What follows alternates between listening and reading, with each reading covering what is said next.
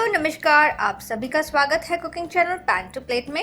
आज हम बहुत ही अलग और आप कह सकते हो ऐसी रेसिपी बनाएंगे जो विलुप्त होने के कगार पर है।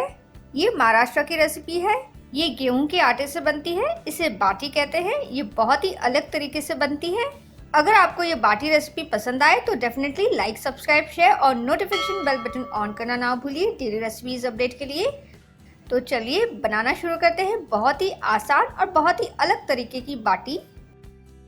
हम यहाँ प्लेट में 1.25 कप गेहूं का आटा लेंगे। इस आटे में हम 1 टीस्पून अजवाइन, आधा टीस्पून जीरा, अब स्वाद अनुसार नमक डाल देंगे। नमक बहुत ही ज्यादा नहीं होना चाहिए, बस हल्का सा नमकीन फ्लेवर होना चाहिए इसमें। अब आधा टीस्पून बेकिंग पाउडर डाल देंगे और सभी चीजों को हम अच्छे से मिला लेंगे।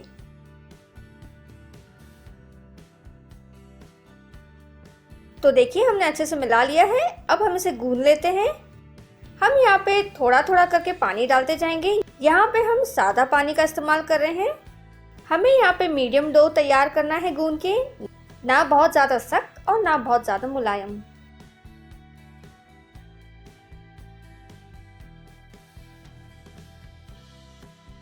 तो डो यहाँ पे तैयार हो चुका है। अब हम डो के ऊपर घी डाल देंगे थोड़ा सा। हमें बहुत ज़्यादा घी का इस्तेमाल नहीं करना है। हम यहाँ पे डो को लपेट लेंगे घी से। अब हम यहाँ पे डो को रोल कर लेंगे और थोड़ा सा इसे हम लंबा कर देंगे।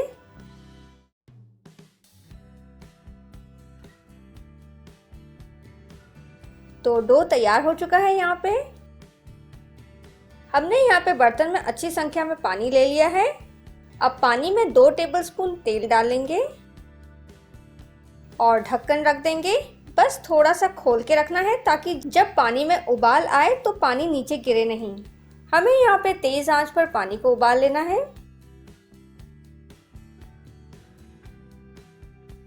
तो पानी यहाँ पे उबल चुका है, जैसे कि आप देख सकते हो। आंच को हम यहाँ पे धीमा कर लेंगे और गेहूं का डो जो हमने तैयार किया है बड़े ही आराम से उसे पानी में डाल देंगे। हमें यहाँ पे आंच को फिर से तेज कर देना है। अब हम ढक्कन से इसे ढक देंगे। हम यहाँ पे थोड़ा सा खोल के रखेंगे ताकि आसानी से भाप निकल सके। हमें डो को तब तक उबालना है जब तक डो तैरने ना लग जाए, यानी कि फ्लोट होने लगे। तो यहाँ पे करीबन 20 से 22 मिनट का वक्त हो चुका है। तो अब हम चेक कर लेते हैं डो को। देखिए डो ऊपर तैर रहा है, इसका मतलब ये है कि डो अंदर से पक चुका है। तो बड़े ही सावधानी से हम इसे निकाल लेंगे प्लेट पर। हम यहाँ पे डो को ठंडा होने देंगे क्योंकि अब ये बहुत ज़्यादा गर्म है। तो डो यहाँ पे सामान्य टेम्परेचर पे आ चुका है, यानी कि सामान्य तापमान पर आ चुका है। अब हम इसे छुरी की सहायता से मध्यम से थोड़ा कम साइज में स्लाइस कर लेंगे, यानी कि काट लेंगे। तो देखिए अंदर से डो पक चुका है, ये कच्चा नहीं है। तो हम यहाँ पे काट के सारे स्लाइसेस तैयार कर लेंगे।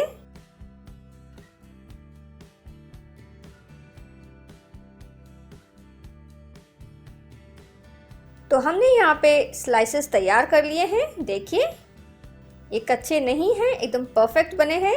ये एकदम परफेक्ट उबले हैं। तो अब हम आगे की तैयारी कर लेते हैं।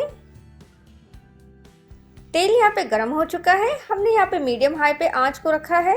एक एक करके हम स्लाइसेस को डालते जाएंगे तेल में और सुनहरी होने तक हमें दोनों तरफ से इसे तल लेना है। इसे तलने के लिए 1.5 से 2 मिनट का वक्त लगेगा। तो देखिए बाटी सुनहरी से हो चुकी है, बहुत ही खूबसूरत सी लग रही है। इसे अब हम प्लेट पर निकाल लेते हैं और इसी तरीके से हम बाकी की भी बाटियां तैयार कर लेंगे तल के।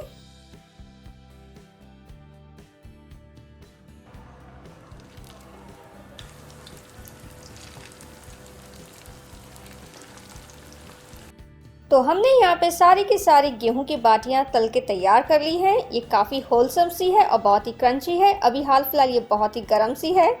हम इसे तड़के दाल के साथ भी खा सकते हैं, चाहे तो वरण के साथ खा सकते हैं। आप चाहो तो यहाँ पे इसे चाय के साथ भी कॉम्प्लीमेंट कर सकते हो। हम इसे ज़्यादा टाइम तक स्टोर करके नहीं रख सकते हैं। आप चाहो तो यहाँ पे बाटियों को बेक भी कर सकते हो।